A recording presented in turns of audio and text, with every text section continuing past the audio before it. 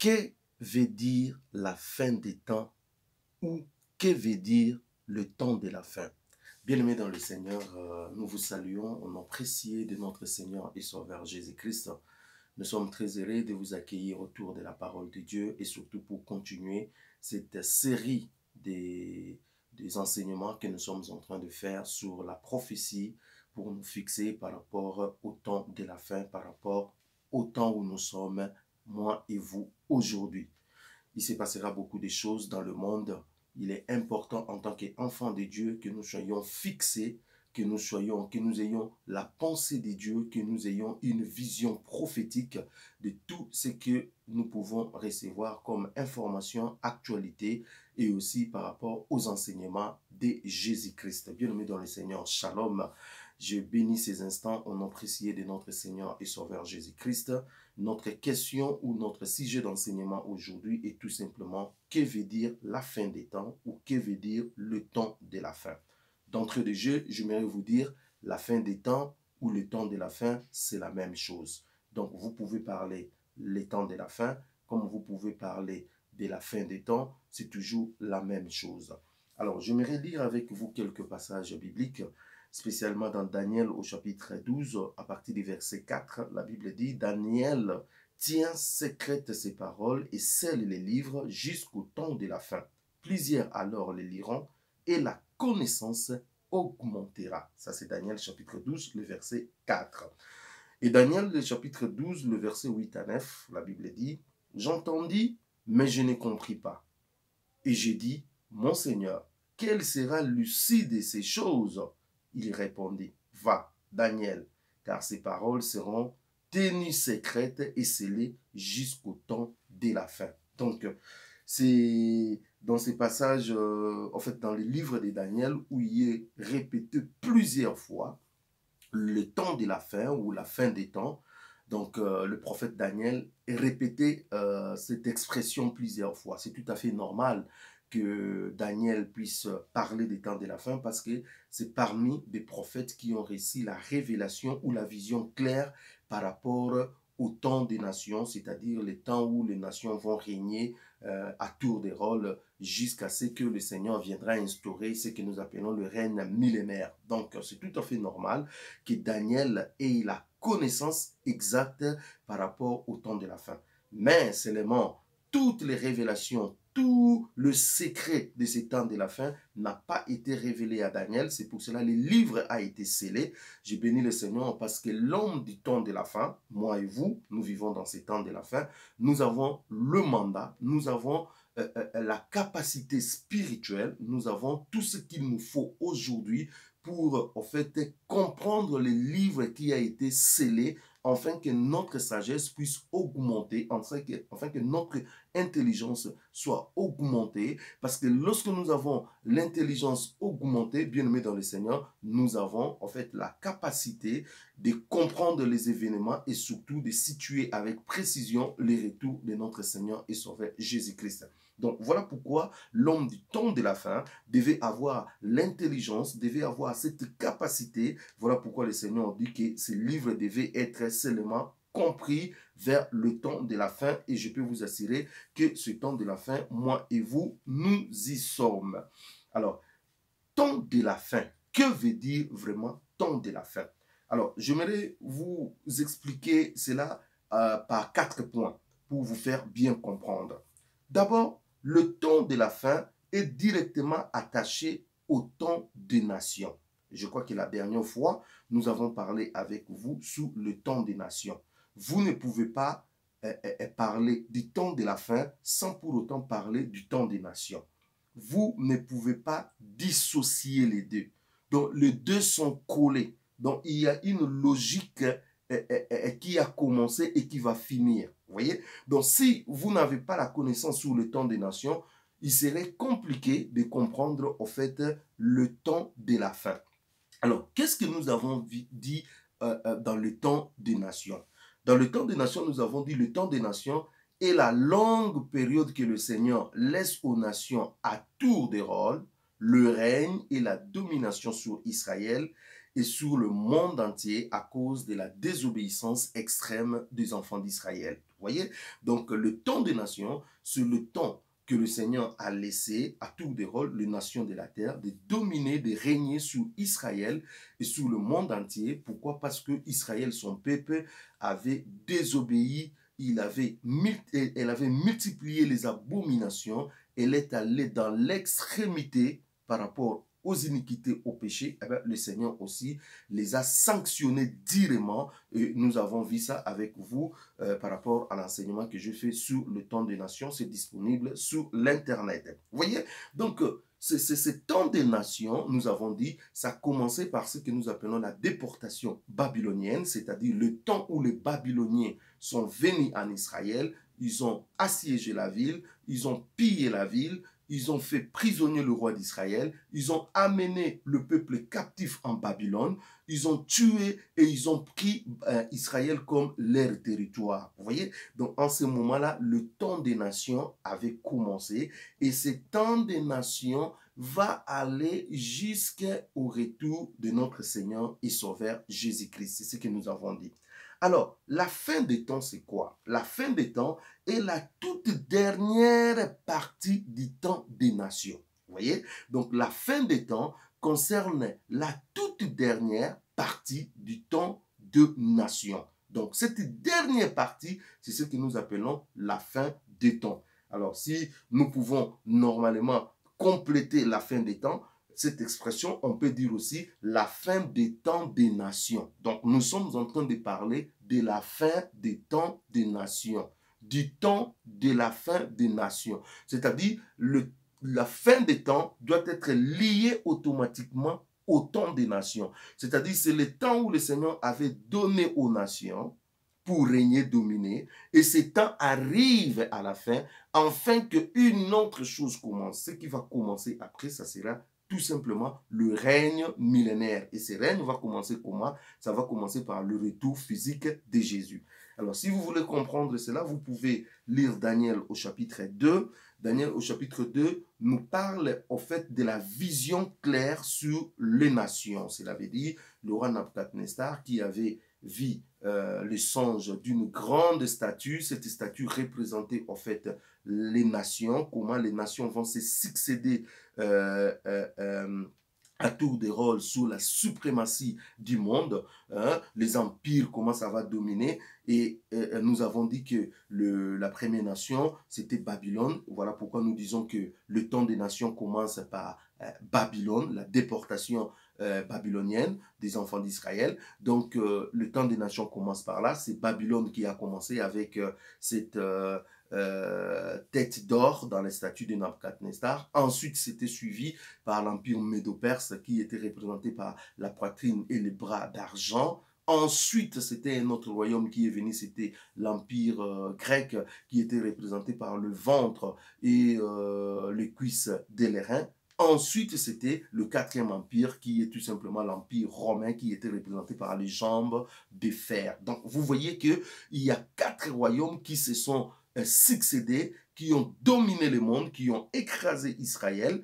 Et nous sommes maintenant à la fin. Donc, si vous regardez cette statue, vous allez voir que l'histoire n'est pas finie, mais nous sommes arrivés quand même à la fin. La fin, c'est quoi? C'est que l'Empire romain va avoir une continuité sur le pied. Et la Bible dit, le pied sera tout simplement le fer mêlé avec l'argile. Donc, il y aura un mélange de fer et d'argile qui est tout simplement l'Union européenne, le nouveau empire, en fait, la continuité de l'Empire romain que nous sommes en train de voir. En fait, c'est le tout dernier empire que nous allons en fait voir dans la domination des nations. Vous voyez? Donc, lorsque nous parlons du temps de la fin, en fait, le temps de la fin parle des derniers moments de ce temps des nations. Donc, voilà, je voulais d'abord apporter cette précision. Deuxièmement, le temps de la fin est directement lié au dernier empire universel, c'est-à-dire au règne de l'Antichrist.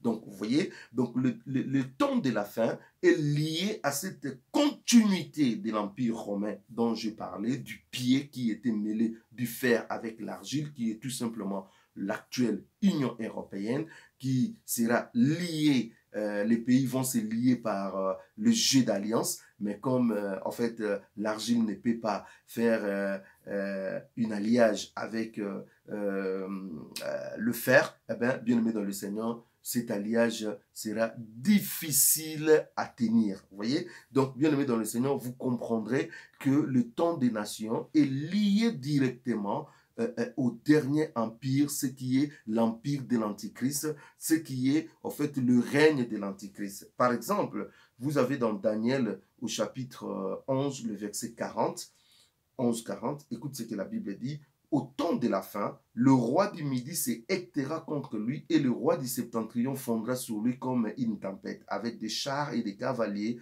et avec de nombreux navires. Il s'avancera dans les terres, se répandra comme un torrent et débordera. Donc, on parle du temps de la fin. Ça, ce sont des scénarios de guerre qui vont se passer au temps de la fin.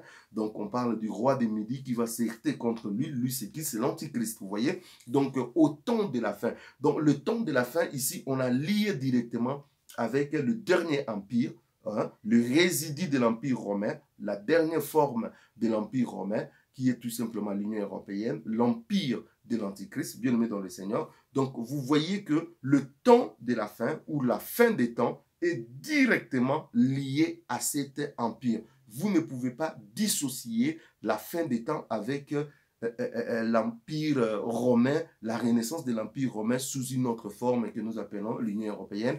Vous ne pouvez pas dissocier la fin des temps avec l'arrivée de l'Antichrist. Ça ne peut pas se faire. C'est-à-dire la fin des temps concerne directement le dernier empire que nous sommes en train de voir, le pied, donc le fer mêlé avec l'argile, et aussi ça concerne directement l'Antichrist. Donc voilà la fin des temps.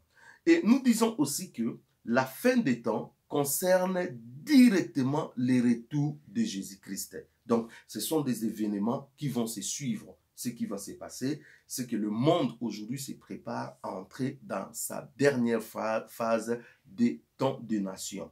Et dans cette dernière phase, il y aura d'abord le règne de l'Antichrist qui va s'élever dans ce monde avec son empire. Et après, vous aurez en fait la descente de Jésus-Christ, les retours glorieux de Jésus-Christ. C'est pour cela que je dis la fin des temps est toujours liée au retour de Jésus-Christ parce que c'est à la fin des temps que Jésus-Christ va descendre et il va écraser les armées de Satan. Et la Bible dit par exemple dans Apocalypse au chapitre Daniel d'abord, Daniel au chapitre 2, le verset 34-35, Daniel 2, 34-35, la Bible dit, tu regardais lorsqu'une pierre se détacha sans le secours d'aucune main, frappa le pied de fer et d'argile de la statue et les mit en pièces. Alors le fer, l'argile, les reins, l'argent et l'or furent brisés ensemble et devint comme la balle qui s'échappe d'une aire en été. Le vent les emportant et nulle trace n'en fit retrouver. Mais la pierre qui avait frappé la statue devait une grande montagne et remplit toute la terre. Donc, vous voyez que ici, le prophète Daniel, lorsqu'il est en train de parler en fait des temps des nations, il arrive à la fin. Maintenant, il nous parle du retour de Jésus qui intervient vraiment à la dernière minute, c'est-à-dire le temps des nations va arriver à la fin, le royaume de l'Antichrist va s'élever, l'Antichrist va s'élever, il va amener le monde dans une guerre que nous appelons Armageddon. Et après l'Armageddon, eh bien, la Bible dit dans Apocalypse chapitre 19, puis je vis le ciel ouvert, voici Paris un cheval blanc, celui qui les montait s'appelait fidèle et véritable, les armées dans le ciel les suivaient. Donc voilà, donc en ce moment-là, Jésus-Christ va descendre pour écraser en fait les armées, les nations, les diables, l'antichrist et son faux prophète. Vous voyez? Donc, dans la vision du prophète Daniel, il dit que ça sera semblable à une pierre qui est détachée du ciel. Cette pierre n'est rien d'autre que Jésus-Christ, qui est la pierre angulaire, le rocher des âges, qui va venir frapper la statue. Où est-ce que la pierre va frapper la statue? La pierre ne frappe pas la statue dans la tête, parce que la tête, en ce moment-là, n'existera plus. L'empire babylonien n'existe plus. ne va pas frapper, la pierre ne frappera pas la statue à la poitrine parce que l'empire médo-perse n'existe plus. Ça ne sera non plus dans le ventre parce que l'empire grec n'existe plus. Ça ne sera pas dans le jambe parce qu'en ce moment-là, l'ancien empire romain n'existe plus. Ça sera dans le pied. La pierre va frapper dans le pied parce que ça sera l'empire romain renouvelé, la Renaissance, c'est-à-dire le dernier empire de l'Union européenne qui existera en ce temps-là. Et c'est cet empire qui incarne, qui a toutes les caractéristiques des empires précédents. Et bien c'est cet empire qui sera tout simplement frappé par le Seigneur Jésus-Christ pour renverser. Donc vous voyez que lorsque nous parlons du temps de la fin, nous voyons directement quoi? Nous voyons directement l'arrivée de Jésus-Christ. C'est pour cela, dans Matthieu 24, un jour, Jésus sortait du temple et avec ses disciples, les disciples lui firent remarquer les constructions du temple et Jésus leur dit, vous voyez sur cette montagne, sur cet temple, il ne restera pierre sur pierre qui ne soit renversé. Et les disciples, ils étaient tellement choqués parce que si vous voulez toucher, choquer les Juifs, il faut parler seulement du temple. C'était la corde sensible des Juifs, c'était leur temple. Donc Jésus dire que non, le temple sera détruit, c'était scandaleux pour les Juifs, le Pierre, les gens, tous ceux qui l'écoutaient, quoi. Alors, ils ont été choqués, ils ont posé la question à Jésus, dis-nous quand cela arrivera et quel sera le signe de ton avènement et de la fin du monde. Vous voyez? Donc, ils ont posé la question pour connaître à quel moment le temple sera détruit et surtout l'avènement. L'avènement veut dire le retour, la parousie, c'est-à-dire la présence, le retour glorieux de Jésus-Christ, le jour du Seigneur. Vous voyez, ça, ce sont des termes que nous utilisons qui expriment tout simplement le Seigneur Jésus physiquement descendra et il écrasera les armées du Seigneur. Et le Seigneur a commencé à leur donner des signes qui attesteront en fait son arrivée. Donc vous voyez, le signe que Jésus a donné, ce signe nous montre que nous sommes arrivés à la fin des temps. Ce signe nous montre que le dernier empire est en train de se mettre en place. Ce signe nous montre que l'Antichrist est en train de s'élever et il prendra le pouvoir. Ce signe nous montre que le monde va aller dans l'Armageddon et les signes annonciateurs nous montrent aussi que Jésus-Christ bientôt va descendre pour triompher, pour en fait écraser les armées du diable. Donc vous voyez, les signes que nous avons, ce sont des signes qui nous fixent par rapport au temps. Et lorsque nous voyons la plupart des signes que Jésus a donnés, eh bien, ça nous prouve vraiment que nous sommes arrivés au temps de la fin. Et aussi, le temps de la fin, j'aimerais préciser, c'est différent de la fin du monde, dans le sens strict. La fin du monde, cela veut dire la destruction de la terre, tout est fini. Eh bien, ça ne sera pas pour le moment. Donc, beaucoup de gens confondent la fin des temps ou le temps de fin avec la fin du monde. La fin du monde, bien aimé dans le Seigneur, nous en sommes très loin. Pourquoi? Parce que après les nations qui vont régner, il y aura le règne millénaire qui va commencer. Et pendant ce règne millénaire, l'Antichrist et les faux prophètes seront jetés dans le feu. La Bible nous parle que Satan lui-même sera emprisonné. Je ne dis pas qu'il sera jeté dans le feu. Lui ne sera pas encore jeté dans le feu, mais il sera emprisonné pour 1000 ans. C'est-à-dire pendant tout le temps que le Seigneur régnera physiquement sur la terre, Satan sera tout simplement emprisonné. Vous voyez? Donc, après le 1000 ans du règne de Jésus-Christ, la Bible dit Satan sera relâché. Là, nous sommes toujours sur la terre. Donc, on n'est pas encore arrivé à la fin du monde. Satan sera relâché et il va mener ce que nous appelons la guerre de Gog et Magog, c'est-à-dire la dernière révolution de Satan. Et ce n'est qu'après cette révolte, cette rébellion, qu'un feu descendra du ciel pour l'écraser et le jeter dans le feu. Et en ce moment-là, il y aura le trône blanc qui va apparaître et ça sera le jugement dernier. Et c'est là maintenant qu'il y aura la fin du monde parce qu'après, la Bible dit, puis je vis un nouveau ciel et une nouvelle terre. Les choses anciennes avaient disparu. Donc, vous voyez que la fin des temps n'est pas encore la fin du monde. Nous en sommes encore très loin.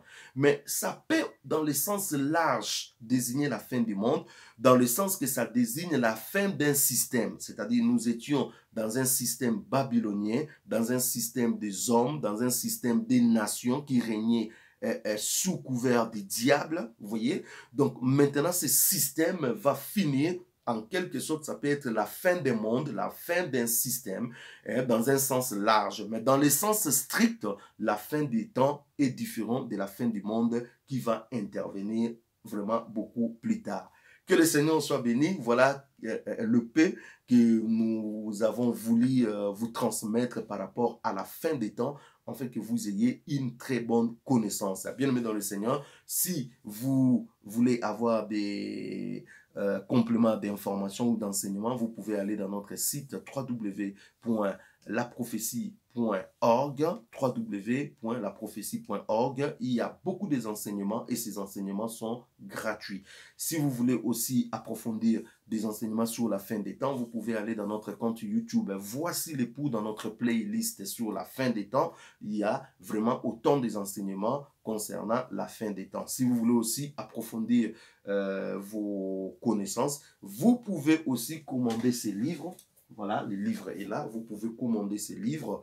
Armageddon. Il y a un autre livre vous pouvez commander aussi, qui est les systèmes de contrôle. Ce sont les deux livres que nous mettons à votre disposition. Tapez sur Google Blaise Mpongo livre Armageddon ou bien Blaise Mpongo livre système de contrôle. Vous allez vous procurer de ces livres qui vont vraiment vous bénir. Bien-aimés dans le Seigneur, que le Seigneur vous bénisse. Si le Seigneur tarde à venir, nous reviendrons encore avec un autre enseignement prophétique pour vous fixer par rapport au temps. Soyez bénis, que Dieu vous bénisse, au nom de notre Seigneur et Sauveur Jésus-Christ. Amen.